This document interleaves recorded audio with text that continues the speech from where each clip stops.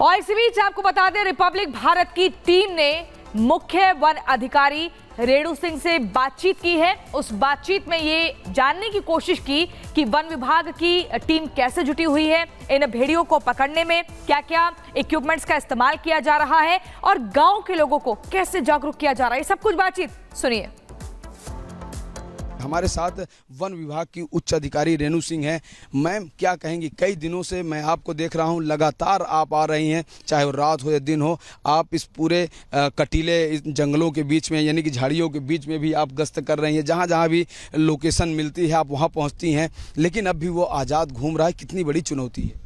देखिए, चुनौती तो वास्तव में बहुत बड़ी है, लेकिन आशा इस बात की है कि हम लोग अब तक 4 भेड़िए पकड़ चुके हैं। तो जब हमें कामयाबी पहले मिल चुकी है, तो अब जो बाकी 2 भेड़िए हैं उन्हें भी हम ज़रूर पकड़ लेंगे, मुझे पूरा यकीन है। हमारी सारी टीम्स लगी हुई हैं। थर्मल ड्रोन्स, 3 थर्मल ड्रोन्स उड़ाए जा रहे हैं डिफरेंट एरियाज़ में, और हमारी जो टीम है वो लगी हुई है, लगातार केजेस लगाए हुए हैं और हम लोग साइट पे हैं। मैं हूँ, मेरे कंजर्वेटर हैं, मेरे डीएफओज हैं और सारी टीम लगी है। तो ये सिर्फ कुछ क्षण, कुछ समय की बात है कि वो हम लोगों से दूर है और हम लोग डेफिनेटली उसको बहुत जल्दी से जल्दी पकड़ लेंगे। मैम, अपना लोकेशन इस कदर बदल रहा है कि लगभग जिला ही बदल जा रहा है। बहराइच में कैंप लगा है, यहाँ लोग मेहनत कर रहे हैं, लेकिन बगल के सीतापुर में एक हमले की बात आई कि एक उसने महिला के ऊपर हमला किया, उसकी जान गई। तो काफ़ी एरिया बदल रहा है, लोकेशन भी लंबा लंबा है। नहीं, ये बात जो आप कह रहे हैं कि वो लोकेशन बदल रहा है, इतनी दूर और दूसरे जिले में जा रहा है, ये सत्य नहीं है। वो इसी इलाके में है, यहीं आसपास है, और उसका जो लोकेशन जो हम लोग को बार बार मिल रही है, वो जो टापू है, नदी के बीच में एक एरिया है, वो बनाया हुआ है उसने, और वहीं पे उसकी लोकेशन है। वो डेफिनेटली उस जगह से निकल करके दूर दूर जा जरूर रहा है, 20 किलोमीटर्स तक जा रहा है, 15 to 20 किलोमीटर्स तक जा रहा है। बट डेफिनेटली जो आप सीतापुर की बात कर रहे हैं, सीतापुर में ये वाला जो है वो वहाँ पे इन्वॉल्व नहीं है डेफिनेटली, और वहाँ पे वुल्फ के बारे में कोई भी जानकारी इस प्रकार की नहीं आई है। अभी नहीं आई है जी। मैम, अभी किस तरह की चुनौती बनी हुई है? कितना वक्त लग सकता है, क्योंकि लगातार ड्रोन से उसको ट्रेस तो किया ही जा रहा है? देखिए, वक्त का तो ये है कि कोशिश पे ही सब कुछ है। कोशिश हम पूरी कर रहे हैं। ड्रोन्स लगे हुए हैं, लगातार उसको छाना जा रहा है, लगातार देखा जा रहा है। आज सुबह भी उसको ट्रैक किया गया था, सुबह भी घेरा गया था, बट अनफॉर्चुनेटली वो स्लिप करके निकल गए। किधर मिला था मैम? ये इसी एरिया में मिला है, लेकिन वो अनफॉर्चुनेटली स्लिप करके निकल गया। लेकिन डेफिनेटली अकेला मिला था या 2 मिले थे? 2 दिखे थे। अभी साथ में वो चल रहे हैं 2, वो जहाँ भी जा रहे हैं दोनों साथ में? दो है साथ में, और मुझे पूरा यकीन है कि शाम तक हम लोग फिर कामयाब जरूर हो जाएंगे। हमारी टीम लगी हुई है। रात में भी हम लोग आते हैं, रात में भी हम ड्रोन उड़ाते हैं, रात में भी हम देखते हैं।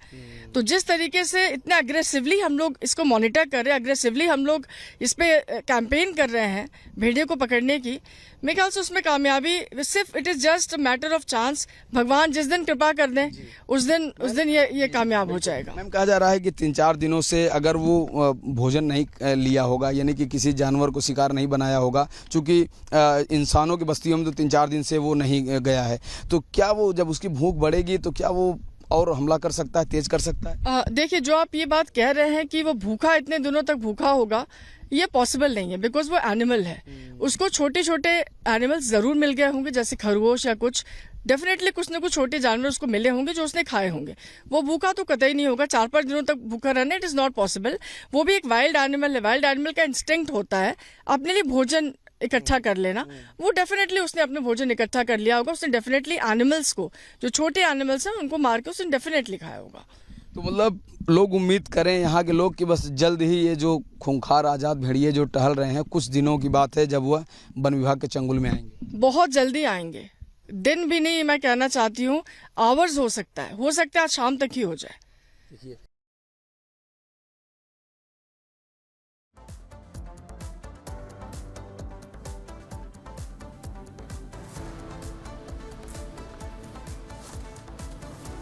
ऑपरेशन आदमखोर दर्शकों, ये 2 आदमखोर अब चुनौती बन गए।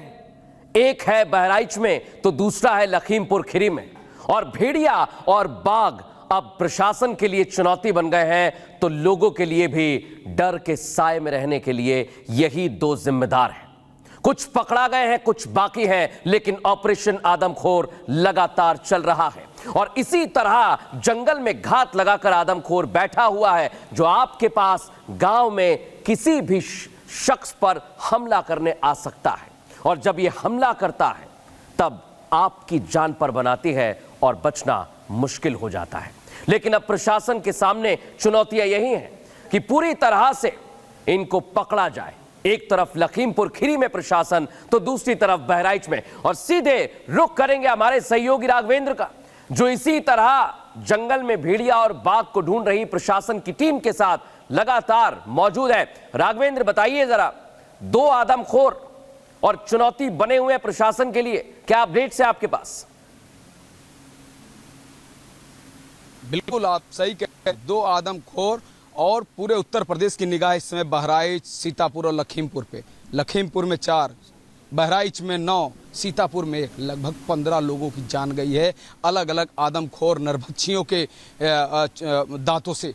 आप सोचिए, इनके मुंह में खून का निवाला लग गया है, जिससे आए दिन वो मासूमों की हत्या कर रहे हैं, उनको मौत दे रहे हैं, खूंखार उनको मौत दे रहे हैं।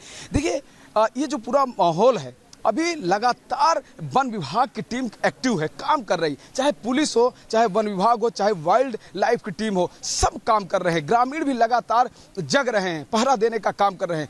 पूरा इधर का जो 35 गांवों का जो इलाका है, 25 किलोमीटर का, रात दिन वहां पर काम हो रहा है कि खूंखार भेड़ियों को कैसे पकड़ा जाए।